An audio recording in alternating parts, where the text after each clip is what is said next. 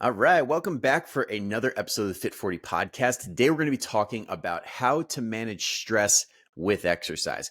And believe it or not, there is a right and a wrong way to do this because those who do this poorly, and I'll get into exactly what the common mistakes are, usually result in feeling more stressed, feeling less energy, and getting zero results. Now, if you do it right, flip that on its head, you're probably going to feel a whole lot better. You're going to get better results. And on top of all that, you're probably going to be a whole lot more tolerable for the people that you tend to lash out on. So maybe that last one's just me, but here we go.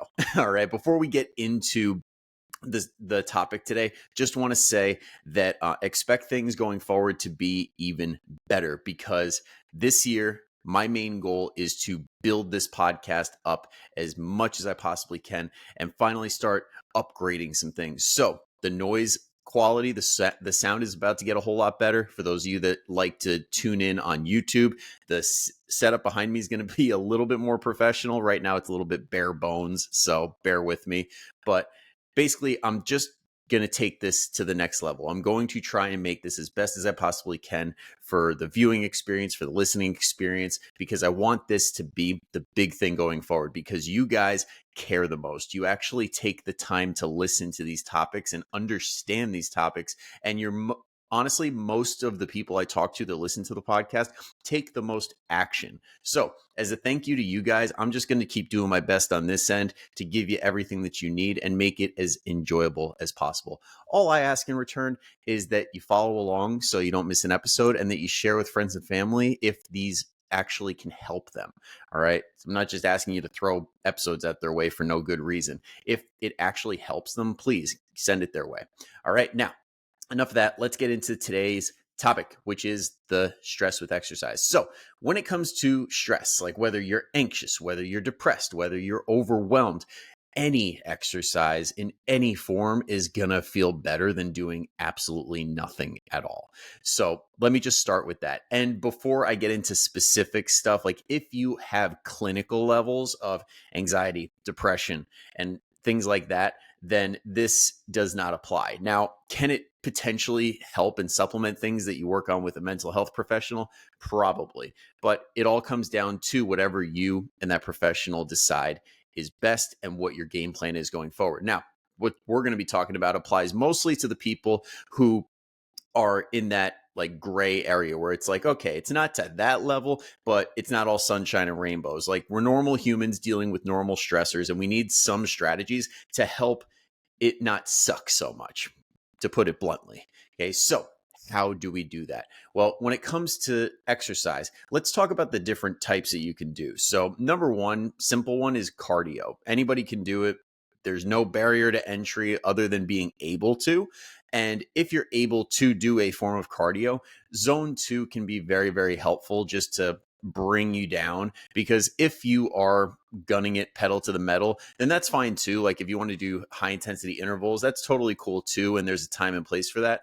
But when it comes to something you can do sustainably over and over again and not burn yourself out and feel good, I usually tend to lean towards zone 2, because when you get into the fatigue stuff, which we will in a sec, the sprinting, the high intensity stuff, the really hardcore group classes, that stuff has its place, but you can't do it all the time. And if you are dealing with a consistent stressor, then you need something that you can rely on over and over and over again. So that way you have something to do and it's not going to be putting you in a worse position. So when I say zone 2, that's like if you were on a walk with somebody, you'd have to take a breath and go, and then talk to them. That would be zone 3. So you want to be just before that. Or if you have, if you want an easier way to do it, just close your mouth and breathe nose only. And if you have to open up your mouth, that's how you know you're pushing into zone 3. So try and chill right before that. That's assuming if you don't have deviated septum or allergies or anything like that. So that could be really cool. Next is strength training. And this falls into that category kind of with high intensity interval, where it's like you can't do it 7 days a week hardcore, but it does have its place. Mostly because if, for example, you're feeling like, oh, I just want to like punch a hole in the wall or take that pillow and scream into it for one good loud burst, Strength training is kind of like that, where it's like, okay, if you're lifting something truly heavy enough and you've learned the art of lifting heavy in a safe way, in an effective way, you can put all your energy into that bar, into that machine, whatever it is, and just go, ugh, and get that out, that angst, that like that really like pit in your stomach that you just want to push out. Okay, push it into the weights. That's a really, really effective strategy. And honestly, it's worked for a lot of people that have done strength training, powerlifting, CrossFit, that are dealing with a lot of shit, and they go to class for CrossFit or they do their powerlifting at the gym and they're just like, oh, okay, now I'm a normal human. Okay, to quote one of my clients, Chris, he's like, when we have our non-scale victories, a lot of times it's, well, I didn't punch anybody in the throat today. So I honestly got to attribute strength training to that. And just make sure it's joint friendly. And what I mean by joint friendly is there's no blanket joint friendly exercises. It's very, very individual. And the simplest way to know is, does this hurt in the right way or the wrong way? So if it hurts in the right way, that's like the muscle burn and the tiredness. That's good that's the good stuff that we want to chase, because that's going to cause our body to adapt. What the bad pain is if you feel it in the joints, like you feel it in your elbow, your shoulder, your knee, and it just gets worse every single time you go in. If it's sharp, if it's radiating, that's how you know it's probably not a good exercise for you. But luckily there's a million that, like, when it comes to strength training, it's one of my favorite forms of exercise because it's so modifiable. There's a million and one different variations for every single movement. Now, if your knees hurt, you shouldn't avoid all squatting. Instead of doing a barbell back squat, maybe try a leg press, maybe try a landmine squat, because I've seen that one work really well for people who have knee issues with squatting. So that's just one example, but just know that strength training is very modifiable and it allows you to do it in a way where it won't hurt in a bad way, and you could just push it and really go for it. Okay, if nothing else comes of this podcast, it's going to be these weird noises. All right. Next is group classes. Now, when it comes to group classes, they're awesome, but eventually people do plateau just because of the limitations of the class when it comes to time, when it comes to weights, when it comes to exercise selection. It usually leads to people plateauing in their strength and endurance. But that being said, you can get to a very good level of strength and endurance by going to a group class. So if you want to take it to that next level, that's when you got to get into the strength training and maybe more advanced conditioning techniques. But the real reason that I bring group classes up is for the community support. Sometimes you just need to be around other people to get out of your own head, and positive people. And usually workout people are pretty positive people, the ones in class, at least as long as they're not the annoying ones or the smelly ones, because then they make it worse. But usually on the whole, most people at these group classes are nice, awesome people. And being in that community really does help kind of get outside of your own head. And another thing that does this too is sports. So whether you're going golfing with your buddies or you're doing tennis with your friends or pickleball or anything like that, same concept. You get that community support. And this one comes from personally me on, what was it, Friday. So 2 days ago from when I was recording that, from when I'm recording this right now, I was just stressed out, a million things going on in my head. I'm trying to make sure that the boot camp is running the way it should, and I'm dealing with tech issues and all this annoying stuff. It's always tech issues, always. But I was up in my own head, and I'm like, oh my God, that like overwhelm feeling, that anxiety feeling, it's just rising. And I'm like, thank God I have a pickleball game tonight, because my teammates are awesome people. They're fun to hang around. And as soon as I get there, almost all of my stress, anxiety just dissipates, because it's so much more focus on the game. Or if you're in the class, it's like focusing on your splat points or whatever the instructor is telling you. And you're just focusing on that, and it's redirecting your attention in a way that's helping. Because one of the worst things that people do when it comes to stress is that they try and really hold on to it and try and figure out why, when honestly, like, yes, there is a good time and place for that, to figure out like, why am I in this position and why am I feeling this way and what do I do differently going forward. But to get yourself to a place of being objective enough where you can actually think straight, you need to redirect your energy. You need to find something to distract you and put you in a better mood, and then revisit it. You can't really you can't address all the crap going on when you're in the storm. It's really hard to see it. So pulling yourself out of your head by going to a class or go to your sport and just be around other people, it really, really does help. And honestly, it also does help because sometimes if you are dealing with really, really horrible stuff and you put that mask on for a sec where you're like, oh, nothing's wrong. It's all fine. Like, you don't want to do that all the time, but sometimes faking it till you make it, like sometimes putting that face on can potentially put you in a better mood. Kind of like the advice of like, start the day looking yourself in the mirror and make yourself smile. It actually can improve how you feel in the moment. Is it going to fix everything and make it all go away? No, but it can help a ton.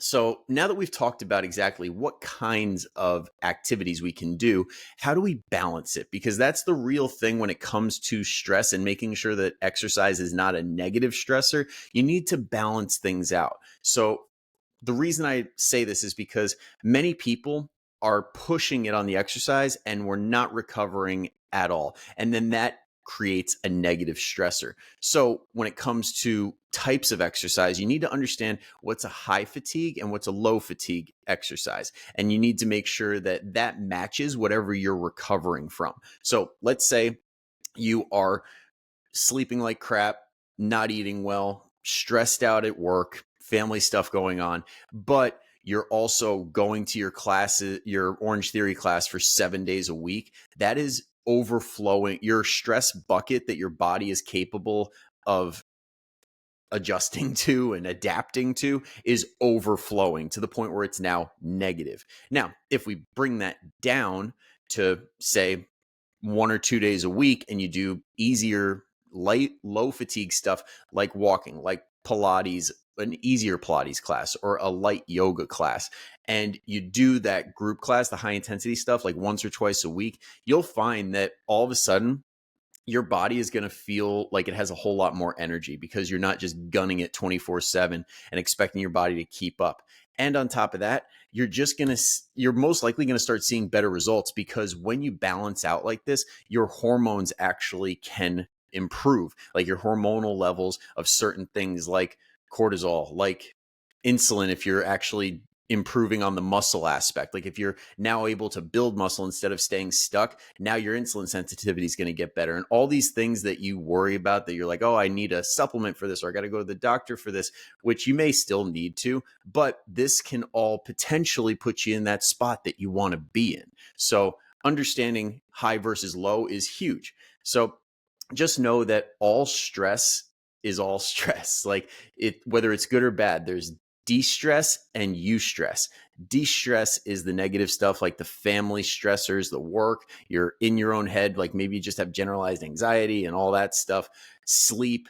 And actually an unknown, or not an unknown, an underrated stressor that people don't take into account is dieting. Being in a calorie deficit is a stressor to your body. That's why there's so many coaches out there who will start people on maintenance calories and do reverse diets because it just makes everything easier. And in all honesty, like I try and push people that way too, because if they're super duper high strung, one of the best things you could do is just not stress about being low calorie, because when you're low calorie, it can affect sleep. When you're low calorie, it can affect your mood. Like it makes everything so much harder and it affects your energy. So just know that's all stress. And then now we throw in exercise on top of that. It's just overflowing and your body cannot catch up and it's not going to adapt, because the key thing when we're thinking about exercise, when we're thinking about improving our health, when we're thinking about building lean muscle and burning body fat, it's all adaptation. And what adaptation is work plus recovery. You can't have one or the other. Okay. So it's not just work with no recovery. It does not work that way. Just keep that in mind going forward, because your brain is going to want to fall back on the things that you've been doing, even though clearly if your ears perked up at the beginning of this podcast and you're like, ooh, stress and exercise, like, oh, I really need this. But right now you're doing all the things I'm saying not to, your brain is going to want you to go back to those things. So you really want to hone in on the fact that, hey, I got to talk myself out of this and do what needs to be done, not what I want to do in the moment, because I'm listening to this for a reason. Okay. So just a quick heads up, know it's coming. It's totally normal. Now, when it comes to too much stress, let's talk about the specifics of exactly what happens. Because yes, I've briefly mentioned a couple of things here and there, but I want to get the full understanding around this because it is important to understand. The big one when it comes to too much stress, and especially in the context of trying to improve your body composition by burning body fat, by building muscle. Okay. When it comes to burning body fat, that requires a certain amount of calories being burned. And when you are stressed, you move less because you're low energy, because you feel like crap, because you're depressed, you don't move as much. So that non-exercise activity thermogenesis, or better known as NEAT, where it's like you talk with your hands, you walk the stairs because you feel like you have the energy to, or you do random stuff around the house like chores because you're like, hey, I got the energy, I might as well do it. It's not, like shoulders slouched, I'm just gliding through the day. I don't know what I'm even doing at this point. Like two different energy levels, two different calorie burns. All right. So just know that when it comes to the NEAT, that's a big, big deal. The other thing on top of that, now that we're moving less, it also usually results in overeating, which is fueling the fire. Okay. When you eat too many calories, that's the main reason we put on body fat. It's the only reason we put on body fat, because if your hormones are absolute crap, but you're starving yourself, you're still going to lose weight. But the fact of the matter is that most of us eat way too much and have all this other stuff going on. So when we're stressed out, stress is honestly probably the biggest reason most people eat too much. I've worked with a ton of people, and emotional eating is one of the top things that people have trouble with. So there's the overeating. And then when it comes to other factors, another big one is drinking more. So we're always trying to dull the pain. We're trying to numb it. And there's a million different ways to go about that. And drinking more can be one of those. Or if you take the weed route, like I honestly love just having an edible, or like they now have high seltzers, and I'll have one of those and I'll be like, okay, this is a nice way to kind of chill out and whatever. But people can abuse that to the point where if they have recurring stress and they do it all the time, that could be negative as well. Because if you get the munchies, now we're overeating too, which I got to say, I'm guilty of. I have cleared the pantry a time or two. It happens to the best of us, but you got to know what battle you're fighting and acclimate the whole, and account for it appropriately. Already losing my words here. We're almost there, guys. We're almost there. Next, after drinking more, you also sleep less because your mind is racing all night long. You can't fall asleep. You're just rolling around in bed, staring at the ceiling. And when you sleep worse, sleep is one of those things that drives your hormones. Okay. If you are really genuinely concerned about your hormones not being in a good place, sleep should be priority number one. And for a lot of us, we're getting next to none. And honestly, for many, it's for legitimate reasons. It's because there's kids when they're little, or maybe they're teenagers and they're sneaking out of the house and you're just like on edge trying to make sure that doesn't happen. Maybe it's pets. Maybe your pet just jumps into bed and rolls around. I know my cat Bella wakes up my fiance multiple times because she just can't pick the right spot, because she's trying to cuddle up, which is cute. It's adorable, but it's like, all right, pick a damn spot. Okay. So sometimes that happens as well. Or for the menopausal crowd, anybody who is in perimenopause or even postmenopause, if you have lingering symptoms, sometimes the hot flashes can do that. Sometimes just the temperature control in general, like you're just going, like at nighttime, it's not feeling too great, or your anxiety is up a little bit. There's a million things going on, and that can be a reason as well.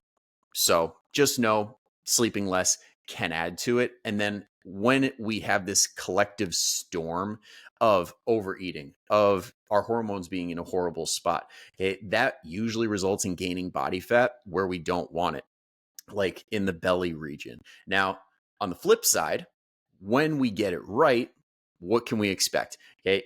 Number one is an easier time sticking to your plan, because when it comes to your actual diet plan, if you are on a diet, or if you're just trying to eat for performance and make sure that you're getting the most out of your workouts, or you're just trying to feel your best day to day, it's so much easier to stick to that because you don't crave the comfort foods as much, because you don't need as much comfort because you're not as stressed.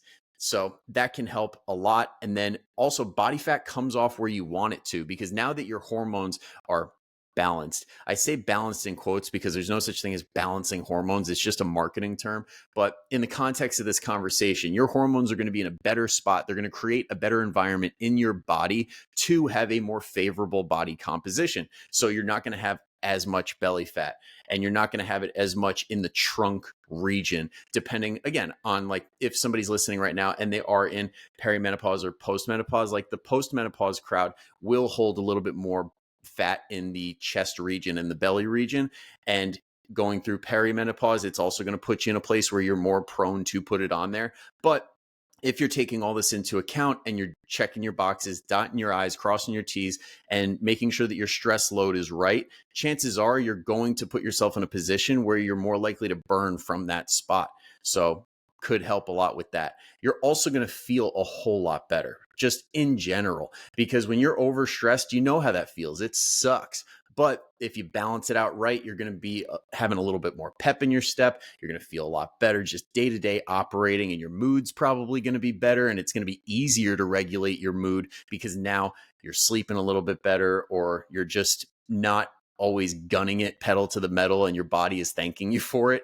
And then last but not least, the biggest one, the biggest thing I could possibly tell you out of all of this is that it creates a positive feedback loop with exercise. Now, instead of exercise being this thing that's like, oh, I just got to run myself into the ground so I can't feel anything and numb myself. Okay. Instead of it being that, now it's okay. This is a positive thing. This is a form of self-care. This is me doing something for myself that I know that I need, and I'm going to feel proud of the next day. And I'm going to want to keep doing this over and over and over again, which is what leads to lifelong results. So if anything else, just think about that. Create that positive feedback loop with exercise and have the focus being, I want to feel better, not I want to run myself into the ground. And that's going to lead you to almost always in the right direction. So that's it for this. Just, I hope that this helps somebody understand that if you balance it out right, it could be life-changing and it could feel so, so much better.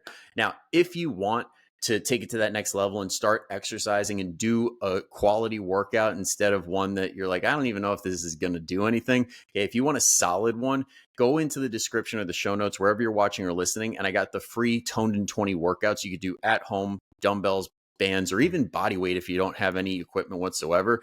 And they can be really, really awesome because they're only 20 minutes. So if you have a tight schedule, you can still fit it in and get that quick hit of exercise in your day. And all I ask in return is that you make sure you're following so you don't miss another episode. And if you have a friend or family member in your circle or someone in your circle that needs to hear this, you know they're killing themselves in the gym, you know that they're pushing it and it just doesn't seem like it's very healthy and they don't look like they're getting any better, like go and send this their way and hopefully the message hits and they'll be better for it and they will probably thank you for it. All right. So thank you for tuning in all the way through. I will see you for the next podcast episode on Friday. But until then, go kick some ass. I'll see you later.